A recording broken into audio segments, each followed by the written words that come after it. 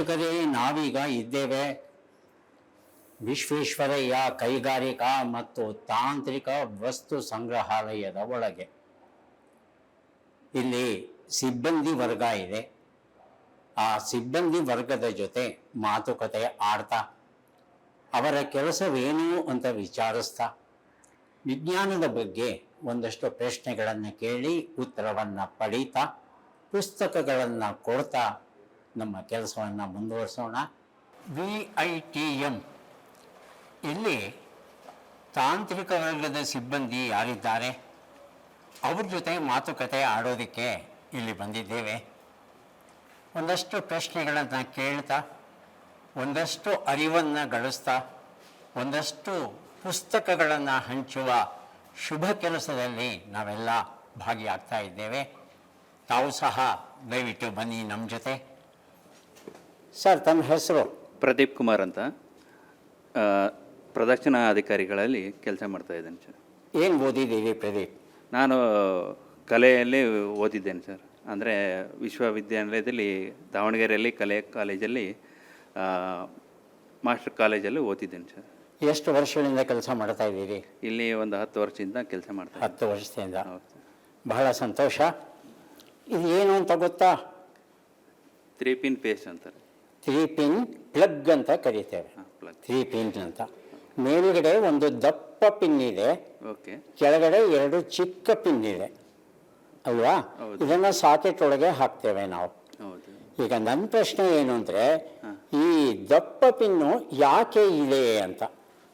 ಅದು ಅರ್ಥಿಂಗಿಗೆ ಅಂತ ಹಿಡ್ಕೋಬೋದು. ಅಂದರೆ ಈಗ ಶಾಕ್ ಆಗಬಾರ್ದು ಅನ್ನೋದಕ್ಕೆ ಕಾರಣ ಅದು ಒಂದು ದಪ್ಪ ಪಿನ್ನಿಗೆ ಯೂಸ್ ಮಾಡ್ತಾರೆ ಅಂತ. ಅರ್ಥಿಂಗ್ ಪಿನ್ ಅಂತ ಹೇಳ್ತಾರೆ ಅದಕ್ಕೆ. ಹೌದು.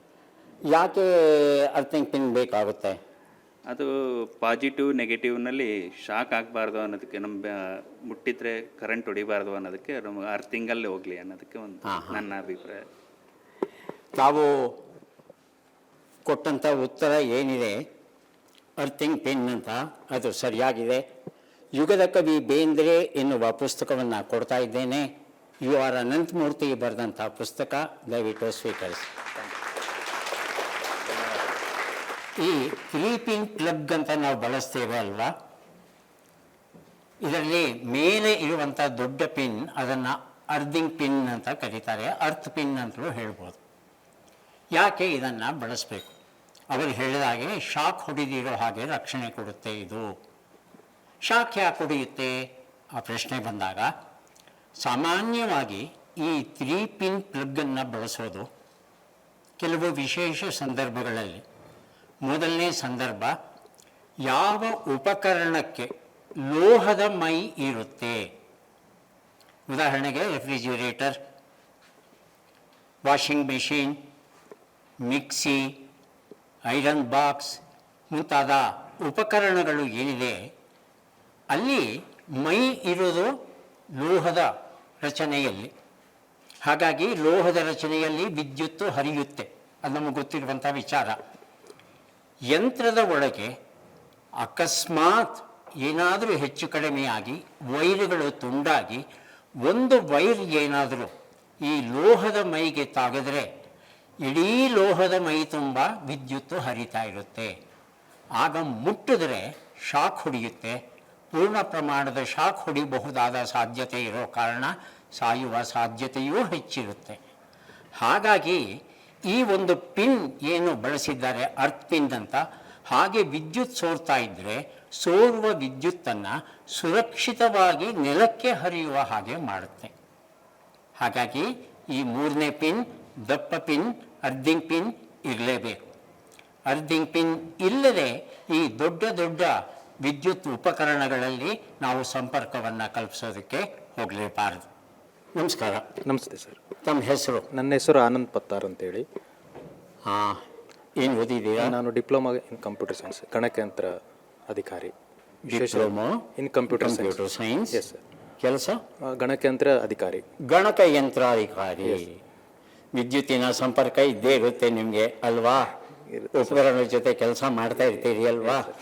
ಈಗ ಕಳೆದ ಪ್ರಶ್ನೆಯ ಮುಂದುವರಿಕೆಯ ಭಾಗ.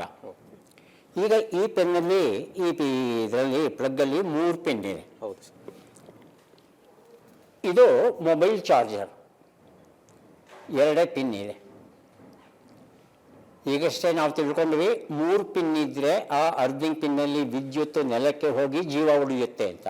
ಇಲ್ಲಿ 2 ಪಿನ್ ಇದೆಯಲ್ಲ, ಯಾಕೆ 2 ಪಿನ್ ಮೊಬೈಲ್ ಚಾರ್ಜರಲ್ಲಿ ಇದೆ? ಇದು ಅಡಾಪ್ಟರ್ ಏನಾಗುತ್ತೆ ಸರ್, ಇದು ಹೈ ವೋಲ್ಟೇಜಿಂದ ಲೋ ವೋಲ್ಟೇಜ್ ಕನ್ವರ್ಟ್ ಆಗುತ್ತೆ. ಸೊ ಅದಕ್ಕಾಗಿ ಇದು ಇನ್ನೊಂದು ಪಿನ್ ಬೇಕಾಗಿರಲ್ಲ. ಮತ್ತು ಅದು ಮೆಟಲ್ ಬಾಡಿ ಇರಲ್ಲ ಅದರಲ್ಲಿ ಮೊಬೈಲಲ್ಲಿ. ಸೊ ಅದಕ್ಕಿರಬಹುದು ಸರ್. ಬಹಳ ಒಳ್ಳೆಯ ಉತ್ತರ ಕೊಟ್ಟಿದ್ದೀರಿ. ಒಂದು ಪುಸ್ತಕವನ್ನು ಕೊಡ್ತಾ ಇದ್ದೇನೆ, ಪ್ರಭುದೇವ ಪ್ರಭೆ ಅಂತಕ್ಕಂಥ ಸೊಗಸಾದ ಕೃತಿ.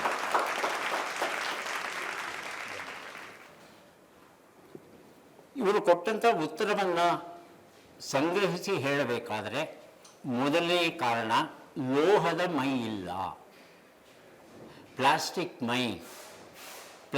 ಮೈಯಲ್ಲಿ ವಿದ್ಯುತ್ ಹರಿಯೋದಿಲ್ಲ. ಜೊತೆಗೆ ಈ ರೀತಿಯಾದ ಮೊಬೈಲ್ ಚಾರ್ಜ್ಗಳಲ್ಲಿ ಡಬಲ್ ಇನ್ಸುಲೇಷನ್ ಅಂತ ಒಳಗಡೆ ಇರುತ್ತೆ. ಡಬಲ್ ಇನ್ಸುಲೇಷನ್, ಒಂದು ವೇಳೆ ಒಳಗಡೆ ಯಾವುದಾದ್ರೂ ತಂತಿ ಅಕಸ್ಮಾತ್ ತುಂಡಾಗಿ ವಿದ್ಯುತ್ ಹರಿಯೋಕ್ಕೆ ಶುರುವಾದರೂ ಪ್ಲಾಸ್ಟಿಕ್ ಮೈ ಆಗಿರೋ ಕಾರಣ ನಮಗೆ ಹೊಡೆಯೋದಿಲ್ಲ. ಇದು ಮೊದಲನೇ ಅಂಶ, ಯಾಕೆ 2 ಪಿನ್ ಇರುತ್ತೆ ಅನ್ನೋದಕ್ಕೆ. ಎರಡನೇ ಅಂಶವನ್ನು ಹೇಳಿದರು, ಇದು ಸ್ಟೆಪ್ ಡೌನ್ ಮಾಡುತ್ತೆ ಅಂತ. ಏನು ಹಾಗಂದರೆ 230 ವೋಲ್ಟ್ಸ್ ಅಲ್ವಾ ನಮ್ಮನೆ ವಿದ್ಯುತ್ತು. ಆ 230 ವೋಲ್ಟ್ಸನ್ನು ಇದು 5 ವೋಲ್ಟ್ಗೆ ಅಥವಾ 12 ವೋಲ್ಟ್ಗೆ ಇಳಿಸುತ್ತೆ, ಸ್ಟೆಪ್ ಡೌನ್ ಮಾಡುತ್ತೆ. ಹಾಗಾಗಿ ಈ 3 ಪಿನ್ ಬಳಸುವಂಥ ಯಂತ್ರಗಳಲ್ಲಿ 230 ವೋಲ್ಟ್ ಅಂದರೆ 230 ವೋಲ್ಟೇ ಇರುತ್ತೆ. ಮಿಕ್ಸಿನಲ್ಲೂ ಇರುತ್ತೆ, ಐರನ್ ಬಾಕ್ಸಲ್ಲೂ ಇರುತ್ತೆ, ಬಟ್ಟೆ ಒಗೆಯೋ ಯಂತ್ರದಲ್ಲೂ 230 ವೋಲ್ಟ್ಸೇ ಇರುತ್ತೆ. ಹಾಗಾಗಿ ಸಾಯೋ ಸಾಧ್ಯತೆ ಹೆಚ್ಚು. ಇಲ್ಲಿ 5 ವೋಲ್ಟು ಅಥವಾ 12 ವೋಲ್ಟ್ ಇರೋ ಕಾರಣ ಸಾಯುವ ಸಾಧ್ಯತೆ ಇರಲ್ಲ. ಹಾಗಾಗಿ ಈ ಮೊಬೈಲಲ್ಲಿ 2 ಪಿನ್ ಇದೆ, ಇಲ್ಲಿ 3 ಪಿನ್ ಇದೆ. ಇದು ಗೊತ್ತಾಯಿತು ಅಂತ ಭಾವಿಸ್ತೇನೆ. ನಮಸ್ಕಾರ. ನಮಸ್ಕಾರ ಸರ್. ನಮ್ಮ ಹೆಸರು ಸುನಿಲ್ ಕುಮಾರ್ ಜಿ. ಸುನೀಲ್ ಕುಮಾರ್. ಏನು ಓದಿದ್ದೀರಿ ಸುನೀಲ್? ನಾವು PUC ಮತ್ತು ITI ಮಾಡಿದ್ವಿ ಸರ್. ಹಾಂ. ಏನು ಕೆಲಸ ಮಾಡ್ತಾ ಇದ್ದೀರಿ? ಇಲ್ಲಿ ಕಚೇರಿ ಸಹಾಯಕನ ಕೆಲಸ ಮಾಡ್ತೀವಿ. ಕಚೇರಿ ಸಹಾಯಕರಾಗಿ ಕೆಲಸ ಮಾಡ್ತಾ ಇದ್ದೀರಿ. ಬಹಳ ಸಂತೋಷ. ಈಗ ಇಲ್ಲಿ ಒಂದು ಸಾಕೆಟ್ ಇದೆ, ತೋರಿಸೋಣ. ಒಂದು ಸಾಕೆಟ್ ಇದೆ. ಈ ಸಾಕೆಟಲ್ಲಿ 3 ರಂಧ್ರಗಳಿವೆ. ಒಂದು ದೊಡ್ಡ ಪಿನ್ನಿಗೆ ಒಂದು ದೊಡ್ಡ ರಂಧ್ರ, 2 ಚಿಕ್ಕ ಪಿನ್ನಿಗೆ 2 ಚಿಕ್ಕ ರಂಧ್ರ ಇದೆ. ಈಗ ಈ 2 ಪಿನ್ನು ಇರುವಂಥ ಪ್ಲಗ್ಗನ್ನು ಇದರೊಳಗೆ ಸೇರಿಸಬೇಕು. ಹೇಗೆ ಸೇರಿಸ್ತೀರಾ ತೋರಿಸಿ.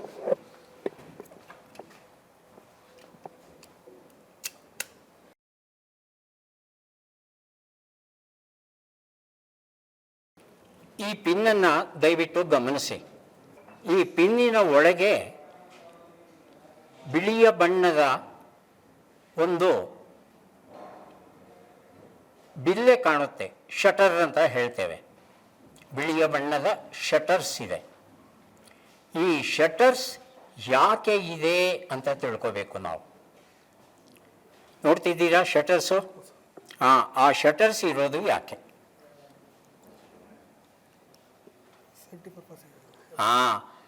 ಸುರಕ್ಷತೆಗೋಸ್ಕರ ಇದೆ ಇದು. ಅಂದರೆ ಈ ಸೇಫ್ಟಿ ಶಟರ್ ಇರುವಂಥ ಸಾಕೆಟಲ್ಲಿ ಈ 2 ಪಿನ್ ಪ್ಲಗ್ನ ಹಾಕಬಾರ್ದು. ಇದು ಹೇಳ್ತಾ ಇದೆ ಪಾಠ, ದಯವಿಟ್ಟು ಹಾಕಬೇಡಿಪ್ಪ ಅಂತ. ನಾವೇನು ಮಾಡ್ತೀವಿ ಇಲ್ಲಿ? ಒಂದು ಪೆನ್ ತಗೋತೇವೆ ಅಥವಾ ಪೆನ್ಸಿಲ್ ತಗೋತೇವೆ, ಮೇಲ್ಗಡೆ ಇರ್ತಕ್ಕಂಥ ಶಟರ್ ಏನಿದೆ ಆ ಶಟರ್ನ ತಳ್ಳುತ್ತೇವೆ ಮೇಲಕ್ಕೆ, ತಳ್ಳಿಬಿಟ್ಟು ಆಮೇಲೆ ಇದನ್ನು ಹಾಕ್ತೇವೆ ಒಳಗಡೆಗೆ. ಆದರೆ ಹಾಗೆ ಹಾಕಿ ಬಳಸಿದರೆ ಆ ಶಟರು ಲೂಸ್ ಆಗಿದ್ದರೆ ಬಹಳ ಸುಲಭವಾಗಿ ಹೋಗುತ್ತೆ. ಆದರೆ ಹೊಸದಾಗಿ ಹಾಕಿರ್ತಕ್ಕಂಥ ಸಾಕೆಟಲ್ಲಿ ಅದು ಗಟ್ಟಿ ಇರೋ ಕಾರಣ ಈ 2 ಪಿನ್ ಹಾಕ್ಲಿಕ್ಕಾಗಲ್ಲ. ಅದಕ್ಕೋಸ್ಕರ ಈ ಪೆನ್ನನ್ನು ಬಳಸಿ ಶಟರ್ನ ಮೇಲಕ್ಕೆ ತಳ್ಳಿ ಈ 2 ಪಿನ್ ಹಾಕ್ತೀವಲ್ವಾ, ಈ ಕೆಲಸ ಮಾಡಬಾರ್ದು. ಕೆಲಸವನ್ನು ಮಾಡಬಾರ್ದು ಅಂತಲೇ ಶಟರ್ಸ್ ಹಾಕಿದ್ದಾರೆ. ಆದರೆ ನಾವೇನು ಮಾಡ್ತೇವೆ, ನೀವು ಮಾಡಬಾರ್ದು ಅಂತ ಹೇಳ್ತೀರಾ, ನಾವು ಮಾಡೇ ಮಾಡ್ತೀವಪ್ಪ, ಏನು ಮಾಡ್ತೀರಿ ನೀವು ಅಂತ ಹೇಳಿ ನಾವು ಪೆನ್ನಿಂದ ತಳ್ಳಿಬಿಟ್ಟು ಮಾಡ್ತೇವೆ. ಹಾಗಿದ್ದ ಮೇಲೆ ಇದಕ್ಕೆ ದಾರಿ ಏನು ಅಂತ ಹೇಳತ್ತಂದರೆ, ಇತ್ತೀಚೆಗೆ ಈ ಮೊಬೈಲ್ ಪಿನ್ನುಗಳಲ್ಲೂ ಸಹ 3ನೇ ಪಿನ್ನನ್ನು ಸೇರಿಸ್ತಾ ಇದ್ದಾರೆ. ಆದರೆ ಆ 3ನೇ pin plastic pin, dummy pin. ಅದು ಆ ಡಮ್ಮಿ ಪಿನ್ನಿನ ಕೆಲಸ ಏನಪ್ಪ ಅಂದರೆ ಈ ಶಟರ್ನ ಮೇಲಕ್ಕೆ ತಳ್ಳೋದು. ಅದರಲ್ಲಿ ವಿದ್ಯುತ್ ಹರಿಯೋಲ್ಲ, ಯಾಕಂದರೆ ಇದರಲ್ಲಿ ಶಾಕ್ ಹೊಡೆಯೋದಿಲ್ಲ ಅನ್ನೋದು ಗೊತ್ತಿದೆ ಅಲ್ವಾ ನಮಗೆ. ಹಾಗಾಗಿ ಅವರೇನು ಮಾಡ್ತಾರೆ ಅಂದರೆ ಆ 3ನೇ ಪಿನ್ನನ್ನು ಈ ಶಟರ್ನ ತಳಿಸೋದಕ್ಕೆ ಬಳಸ್ತಾರೆ. ಹಾಗಾಗಿ ಈ 2 ಪಿನ್ ಸಾಧನಗಳನ್ನು ಬಳಸಬೇಕಾದ್ರೆ ಈ ಡಮ್ಮಿ ಪ್ಲಾಸ್ಟಿಕ್ ಇರುವಂಥ, ಡಮ್ಮಿ ಪ್ಲಾಸ್ಟಿಕ್ಕಿನ 3ನೇ ಪಿನ್ ಇರುವಂಥ ಪ್ಲಗ್ಗನ್ನು ನಾವು ಬಳಸಿದರೆ ಬಹಳ ಚೆನ್ನಾಗಿರುತ್ತೆ. ಒಳ್ಳೆ ವಿವರಣೆ ಕೊಟ್ಟಿದ್ದಾರೆ. ಒಂದು ಪುಸ್ತಕವನ್ನು ಬಹುಮಾನವಾಗಿ ಕೊಡೋಣ.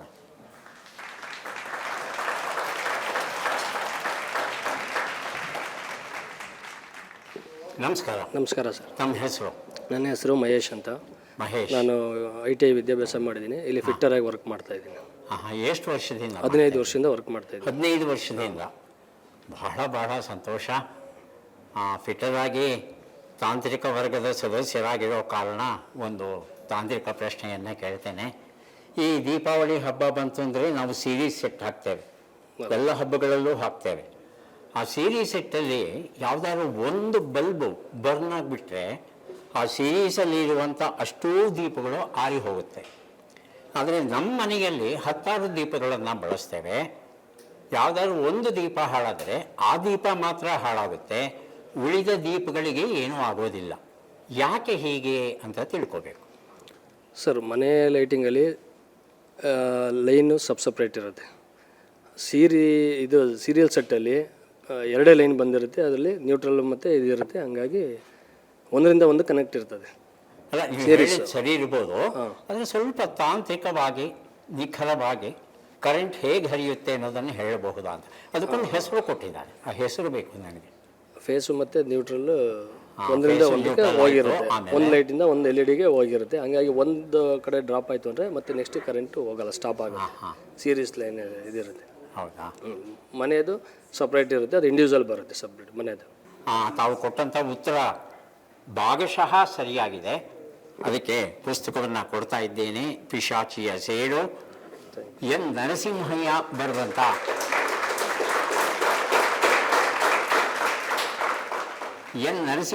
ಬರೆದಂಥ ಪತ್ತೇದಾರಿ ಕಾದಂಬರಿ ತುಂಬ ಚೆನ್ನಾಗಿರುತ್ತೆ. ನಾವು ಇಂತಹ ಕಾದಂಬರಿಗಳನ್ನು ಓದಿ ಬೆಳೆದವರು, ಓದುವ ಅಭಿರುಚಿಯನ್ನು ಬೆಳೆಸಿದವರು ನಮ್ಮ ನರಸಿಂಹಯ್ಯನವರು. ಸೀರೀಸ್ ಸೆಟ್ಟಲ್ಲಿ ಏನಾಗಿರುತ್ತೆ ಅಂದರೆ ಅದನ್ನು ಸೀರಿಯಲ್ ಕನೆಕ್ಷನ್ ಅಂತ ಕರೀತಾರೆ. ಅಂದರೆ ವಿದ್ಯುತ್ತು ಒಂದು ದೀಪದಿಂದ ಇನ್ನೊಂದು ದೀಪಕ್ಕೆ, ಅದರಿಂದ ಇನ್ನೊಂದು ದೀಪಕ್ಕೆ, ಅದರಿಂದ ಇನ್ನೊಂದು ದೀಪಕ್ಕೆ ಹರಿತಾ ಇರುತ್ತೆ. ಒಂದು ದೀಪ ಬರ್ನ್ ಆಗಿ ವಿದ್ಯುತ್ತಲ್ಲಿ ನಿಂತುಬಿಟ್ರೆ ಮುಂದೆ ಹೋಗ್ಲಿಕ್ಕೆ ಸಾಧ್ಯನೇ ಇಲ್ಲ, ಯಾಕಂದರೆ ಅದು ಸೀರಿಯಲ್ ಕನೆಕ್ಷನಲ್ಲಿ ಇರುತ್ತೆ. ಆದರೆ ಮನೆಯಲ್ಲಿ ಏನಾಗುತ್ತೆ ಅಂದರೆ ಪ್ರತಿಯೊಂದು ದೀಪಕ್ಕೂ ಅದರದ್ದೇ ಆದ ಒಂದು ಉಪವಿದ್ಯುನ್ಮಂಡಲ ಇರುತ್ತೆ. ಹಾಗಾಗಿ ಒಂದು ದೀಪ ಬರ್ನ್ ಆದರೆ ಆ ದೀಪ ಮಾತ್ರ ಬರ್ನ್ ಆಗುತ್ತೆ, ಉಳಿದ ಎಲ್ಲ ದೀಪಗಳು ಉರಿತಾ ಇರುತ್ತೆ. ಒಳ್ಳೆಯ ಉತ್ತರ ಕೊಟ್ಟಿದ್ದಾರೆ ಸರ್. ನಮಸ್ಕಾರ. ನಮಸ್ತೆ ಸರ್. ತಮ್ಮ ಹೆಸರು? ಹರೀಶ್ ಕುಮಾರ್ ಅಂತ ಹೇಳಿ.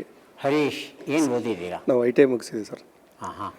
ಎಷ್ಟು ವರ್ಷದಿಂದ ಕೆಲಸ ಮಾಡ್ತಾ ಇದ್ದೀರಿ? ಇಲ್ಲಿ 19 ವರ್ಷದಿಂದ ಕೆಲಸ ಮಾಡ್ತಾ ಇದ್ದೇವೆ. ಭಾಳ ಸಂತೋಷ. Thank you sir. ಈಗ ಒಂದು ಪುಟ್ಟ ಪ್ರಶ್ನೆ ಕೇಳ್ತೇನೆ. ಹೇಳಿ ಸರ್, ಹೇಳಿ.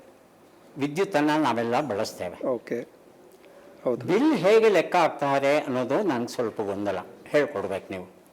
2 ಆಯ್ಕೆ ಕೊಡ್ತೇನೆ ನಾನು ನಿಮಗೆ. ಸರಿ. ಮೊದಲನೇ ಆಯ್ಕೆಯಲ್ಲಿ ಕರೆಂಟು ಎಷ್ಟು ಪ್ರಮಾಣದಲ್ಲಿ ಹರಿದು ಬರ್ತಾ ಇದೆ ಅದು ನಿಮ್ಮ ಬಿಲ್ಲನ್ನು ನಿರ್ಧರಿಸುತ್ತೆ, ಒಂದು ಉತ್ತರ. ಓಕೆ. ಎರಡನೇ ಉತ್ತರ, ಎಷ್ಟು ವಿದ್ಯುತ್ತನ್ನು ನೀವು ಬಳಸ್ತೀರಿ ಅಷ್ಟು ಬಿಲ್ಲು ಬರುತ್ತೆ. ಯಾವ್ದು ಸರಿ? ಇದು ಮೊದಲನೇ ಉತ್ತರ. ಎಷ್ಟು ಕರೆಂಟ್ ಫಾಸ್ಟಾಗಿ ಬರುತ್ತೋ ಅಷ್ಟು ಜಾಸ್ತಿ ಬಿಲ್ ಬರುತ್ತೆ. ನೀವೆಷ್ಟು ಕರೆಂಟನ್ನು ಬಳಸ್ತೀರೋ ಅಷ್ಟು ಮಾತ್ರ ಬಿಲ್ ಬರುತ್ತೆ. ಎರಡನೇ ಉತ್ತರ ಸರ್. ಅದು ಎರಡನೇ ಉತ್ತರ ನಾವು ಎಷ್ಟು ಬಳಸಿರ್ತೀವಿ ಅದಷ್ಟು ಕರೆಂಟ್ ಬಿಲ್ ಬರುತ್ತೆ ಅಂತ. ಒಳ್ಳೆಯ ಉತ್ತರ ಕೊಟ್ಟರೆ. ಸ್ವಲ್ಪ ಗೊಂದಲ ಆಯಿತು, ಚಿಂತೆ ಇಲ್ಲ. ಕ್ಯಾಥರೀನಾ ಏನಾದಳು ಪದ್ಮರಾಜ ದಂಡಾವತಿ ಅವರು ಇಂಗ್ಲೀಷ್ ಕಾದಂಬರಿಯನ್ನು ಕನ್ನಡಕ್ಕೆ ಅನುವಾದ ಮಾಡಿದ್ದಾರೆ. ಅದನ್ನು ತಮಗೆ ಕೊಡ್ತಾ ಇದ್ದೇನೆ, ದಯವಿಟ್ಟು ಸ್ವೀಕರಿಸಿ. ಒಂದು ನಲ್ಲಿ ತಿರುಗಿಸಿದ್ದೀರಾ, ನೀರು ವೇಗವಾಗಿ ಬರ್ತಾ ಇದೆ. ನೀರು ಎಷ್ಟು ವೇಗವಾಗಿ ಬಂತು ಅನ್ನೋದನ್ನು ಆಧರಿಸಿ ಬಿಲ್ ಹಾಕಲ್ಲ. ಎಷ್ಟು ಬಕೆಟ್ ನೀರು, ಎಷ್ಟು ಬಿಂದಿಗೆ ನೀರು ನೀವು ಹಿಡಿದಿರಿ ಅನ್ನೋದನ್ನು ಲೆಕ್ಕಕ್ಕೆ ತಗೋತಾರೆ. ಹಾಗೆಯೇ ವಿದ್ಯುತ್ತು ಸಹ ಎಷ್ಟು ವಿದ್ಯುತ್ತನ್ನು ಬಳಸಿದ್ದೀರಿ ಅನ್ನೋ ಆಧಾರದ ಮೇಲೆ ನಿಮ್ಮ ಬಿಲ್ ಬರುತ್ತೆ. ಯಾಕೆ ಈ ಮಾತನ್ನು ಹೇಳ್ತಾ ಇದ್ದೀನಿ ಅಂದರೆ, ಇವತ್ತು LED ಬಲ್ಬ್ಗಳು ಸಿಗುತ್ತೆ, ಇನ್ಕ್ಯಾಂಡಿಸೆಂಟ್ ಬಲ್ಬ್ಗಳು ಸಿಗುತ್ತೆ. ಈ ಇನ್ಕ್ಯಾಂಡಿಸೆಂಟ್ ಬಲ್ಬಲ್ಲಿ ಒಳಗಿರ್ತಕ್ಕಂಥ ಟಂಗ್ಸ್ಟೈನ್ ತಂತಿ ಏನಿದೆ ಅದು ಉರಿದಾಗ ಹೆಚ್ಚು ವಿದ್ಯುತ್ತನ್ನು ಬಳಸುತ್ತೆ. ಒಂದು ಉದಾಹರಣೆ ನೋಡೋಣ. ಒಂದು LED ಬಲ್ಬನ್ನು 1 ಗಂಟೆ ಕಾಲ ಉರಿಸಿದ್ರೆ ₹1 ಚಾರ್ಜ್ ಆಗುತ್ತೆ ಅನ್ನೋದಾದರೆ, ಈ ಇನ್ಕ್ಯಾಂಡಿಸೆಂಟ್ ಬಲ್ಬನ್ನು ನೀವು 1 ಗಂಟೆ ಕಾಲ ಉರಿಸಿದ್ರೆ ₹6 ಚಾರ್ಜ್ ಆಗುತ್ತೆ. ಹಾಗಾಗಿ ಹೆಚ್ಚು ವಿದ್ಯುತ್ತನ್ನು ಬಳಸುವಂತಹ ಇನ್ಕ್ಯಾಂಡಿಸೆಂಟ್ ಬಲ್ಬ್ ಬಳಸಬೇಕಾ ಅಥವಾ ಕಡಿಮೆ ವಿದ್ಯುತ್ತನ್ನು ಉಪಯೋಗಿಸುವಂಥ LED ಬಲ್ಬನ್ನು ಉಪಯೋಗಿಸ್ಬೇಕಾ, ಈ ಬಗ್ಗೆ ನಾವು ಯೋಚನೆ ಮಾಡಬೇಕಾಗುತ್ತೆ. ಹಾಗಾಗಿ ಎಲ್ಲೆಲ್ಲಿ ಸಾಧ್ಯವೋ ಅಲ್ಲಿ LED ಬಲ್ಬ್ಗಳನ್ನು ಬಳಸ್ತಾ ಇದ್ದರೆ ವಿದ್ಯುತ್ತನ್ನು ಉಳಿಸಬಹುದು, ಜೊತೆಗೆ ಉತ್ತಮ ಬೆಳಕು ಮನೆಯಲ್ಲಿ ನಮಗೆ ದೊರೆಯುತ್ತೆ. ವಿಜ್ಞಾನ ಮತ್ತು ತಂತ್ರಜ್ಞಾನ ರಸಪ್ರಶ್ನೆ ನಡೀತಾ ಇದೆ. ಮುಂದಿನ ಸಂಚಿಕೆಯಲ್ಲಿ ಮುಂದುವರಿಯುತ್ತೆ. ಮತ್ತೆ ಭೇಟಿಯಾಗೋಣ.